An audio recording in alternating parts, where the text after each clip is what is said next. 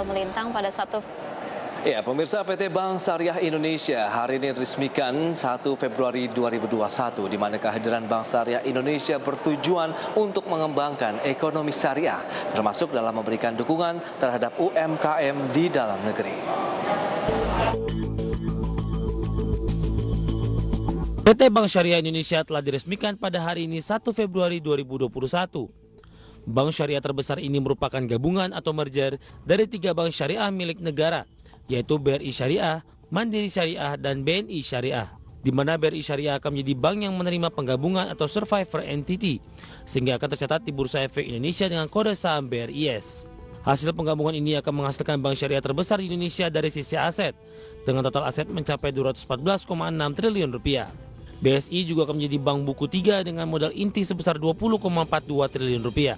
Kehadiran BSI akan membuat Indonesia punya modal lebih untuk mengembangkan ekonomi syariah di Indonesia, di mana ekonomi syariah belum terlalu berkembang meski Indonesia adalah negara berpenduduk muslim terbesar di dunia. Lantas, apa saja rencana dari Bank Syariah Indonesia ke depannya untuk mengembangkan ekonomi syariah? Dan apa manfaat dari penggabungan 3 bank syariah tersebut? Saksikan selengkapnya dalam pembahasan lebih lanjut di ADX First Session Closing. Berbagai sumber ADX Chat. Ya, pemirsa, akhirnya Bank Syariah Indonesia resmi beroperasi mulai hari ini, Senin 1 Februari 2021, usai melangsungkan mega merger dengan 3 bank syariah milik pemerintah atau BUMN, yakni BRI Syariah, kemudian BNI Syariah, dan Mandiri Syariah. Ya, untuk membahasnya lebih lanjut, kita sudah tersambung bersama dengan rekan Clara Antawijaya. Ya, halo Clara. Halo Pras. Ya, apa kabar di awal pekan ini? Ceria sekali nampaknya. Terima kasih Pras. Ya, Clara, mungkin bisa diceritakan ini, hari ini diresmikan ya Bank Syariah Indonesia begitu. Bagaimana data-data dan riset yang sudah Clara lakukan? Mungkin bisa disampaikan untuk pemirsa di X Channel.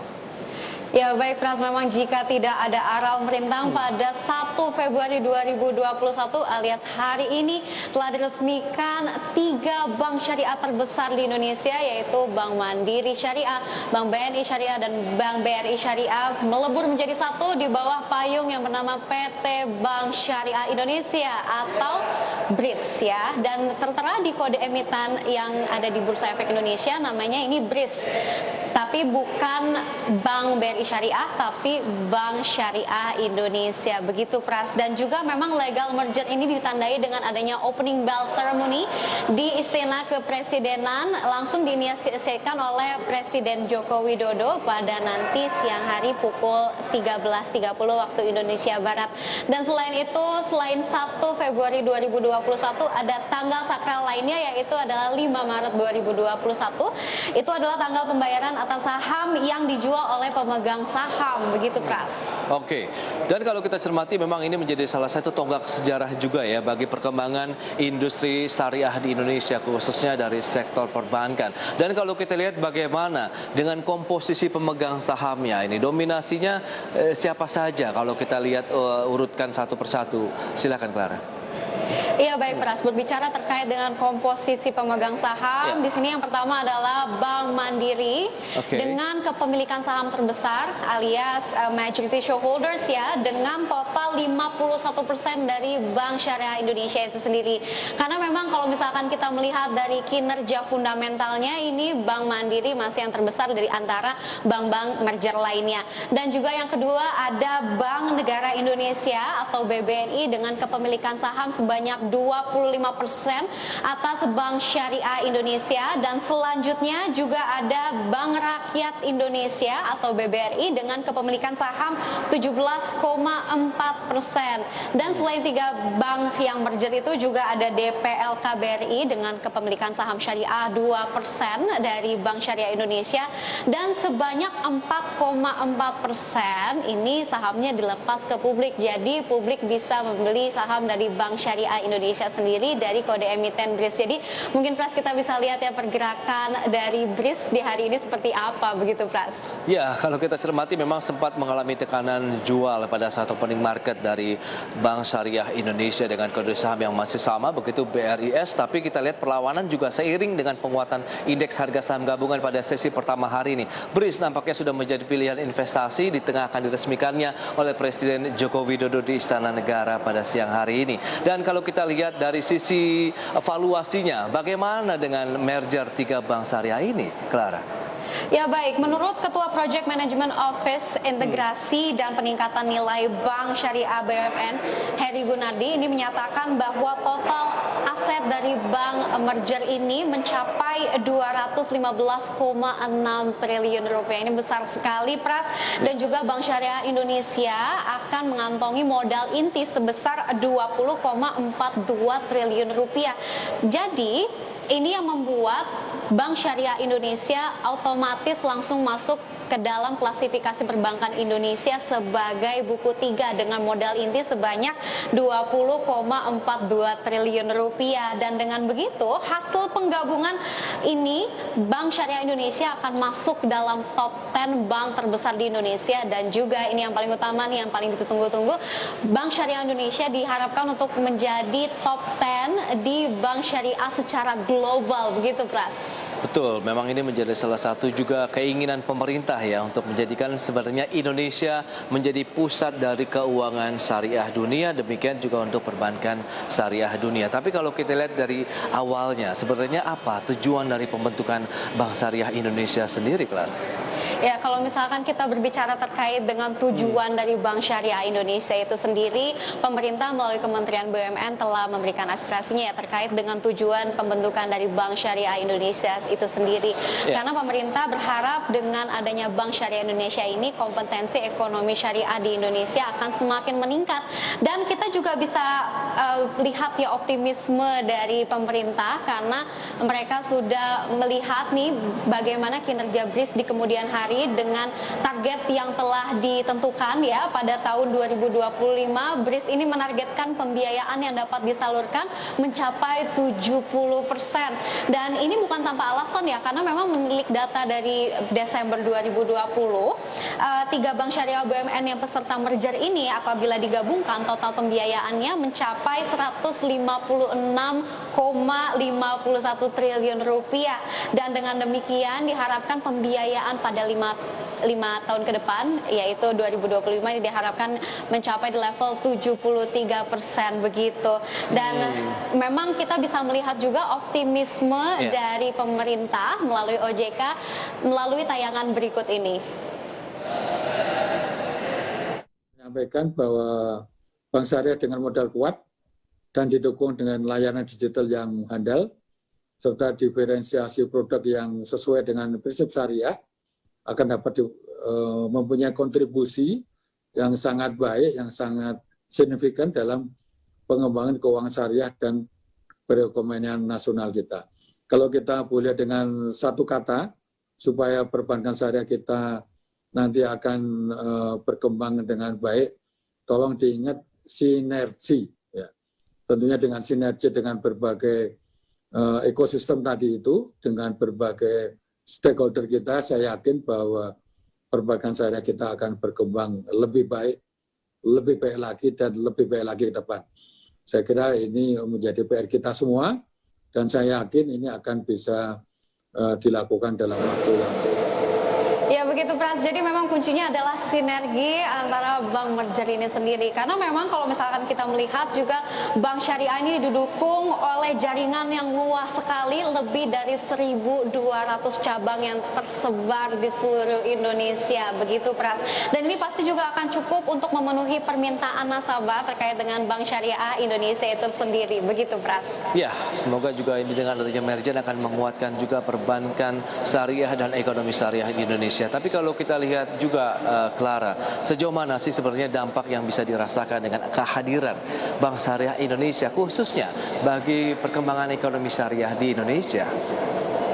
Ya, Pras. Jadi memang kehadiran dari Bank Syariah Indonesia ini dapat menggalakkan ekonomi syariah di Indonesia karena memang sebenarnya potensinya sangat besar begitu.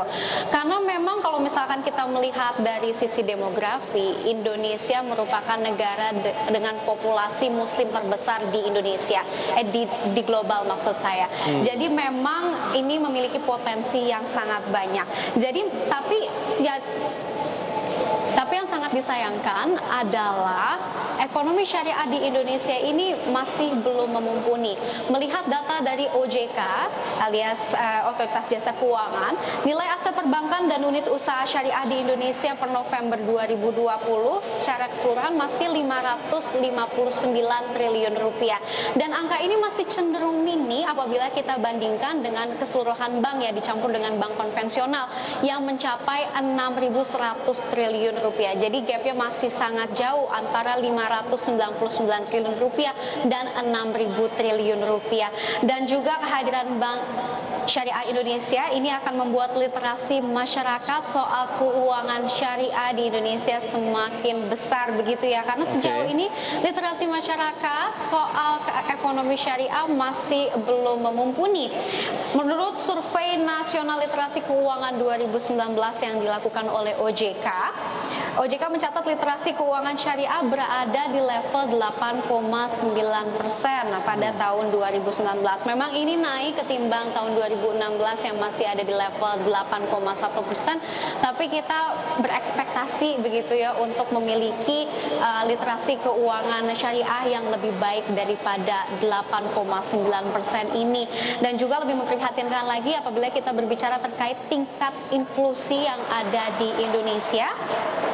Ini malah turun dari tahun 2016 yang berada di 11% dan 2019 ini malah ada di angka 9%. Jadi diharapkan dengan adanya Bank Syariah Indonesia, inklusi keuangan syariah di Indonesia akan semakin baik dan juga literasi keuangan syariah di Indonesia akan lebih maju lagi.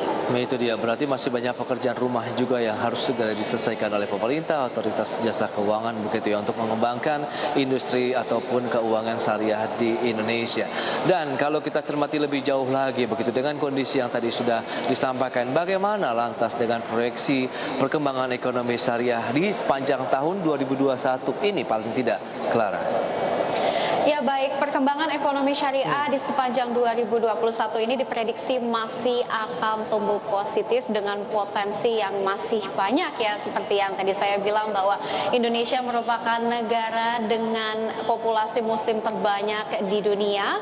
Dan juga dengan adanya Bank Syariah Indonesia ini akan mampu mendominasi dari pasar keuangan Indonesia itu sendiri.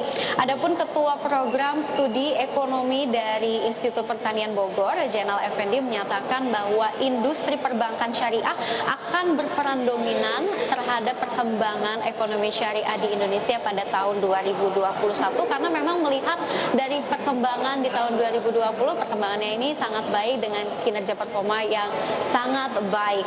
Berdasarkan data dari OJK atau Otoritas Jasa Keuangan hingga Juni 2020 nilai aset industri perbankan syariah dapat tumbuh hingga 9,22% secara year on year atau tahunan, dan ini lebih tinggi dibandingkan dengan bank konvensional, Pras, yang dimana pertumbuhannya ini secara aset yang year on year hanya sebesar 4,8% begitu. Dan bank syariah hasil merger ini tentunya akan lebih maksimal dengan kolaborasi dengan manajer investasi, sekuritas, perusahaan fintech dan bank syariah lainnya.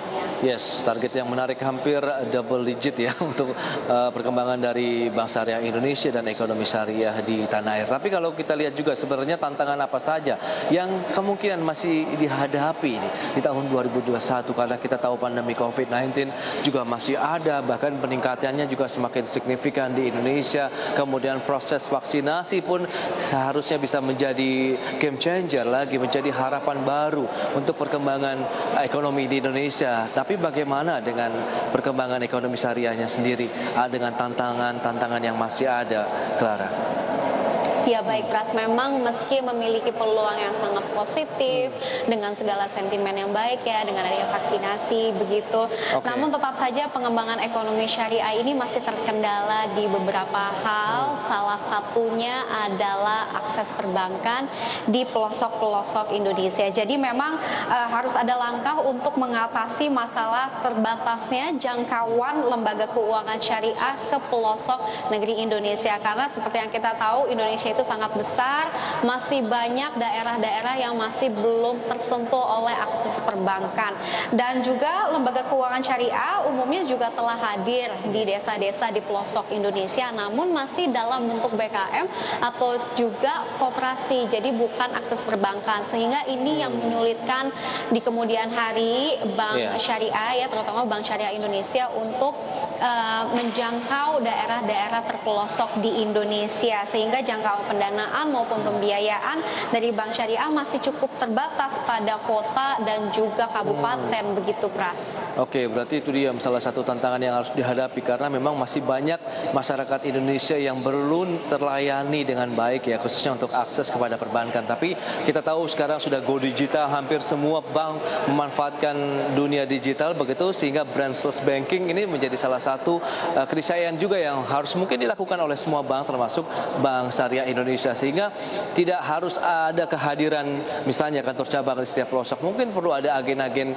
bank saja begitu, sehingga nanti lebih kepada penggunaan aplikasi secara digital, sehingga lebih luas lagi dan lebih luas lagi dalam menyasar ataupun menjemput bola dari calon-calon nasabah bank dari Bank Syariah Indonesia ke depannya, Clara. Betul sekali Pras, apalagi juga didukung banyak sekali cabang ya yang dimiliki oleh Bank Syariah Indonesia, karena memang kan Bank Syariah yang merger di Bank Syariah Indonesia ini merupakan 3 bank terbesar di Indonesia, yaitu Bank Mandiri Syariah, Bank BRI Syariah, dan juga Bank BNI Syariah. Terdapat sekitar 1.200 kantor cabang ya yang ada tersebar di Indonesia. Baik, Clara, terima kasih banyak atas informasi dan data-data yang sudah disampaikan. Tentu ini bermanfaat bagi para investor maupun traders dalam menyikapi hari ini dan juga tentunya para pemirsa IDX Channel. Terima kasih, Clara. Terima kasih Pras. Ya, pemirsa, jangan beranjak dari tempat Anda karena di segmen berikutnya kami akan kembali tentunya dengan infografis untuk membahas bagaimana perkembangan perbankan syariah di Indonesia.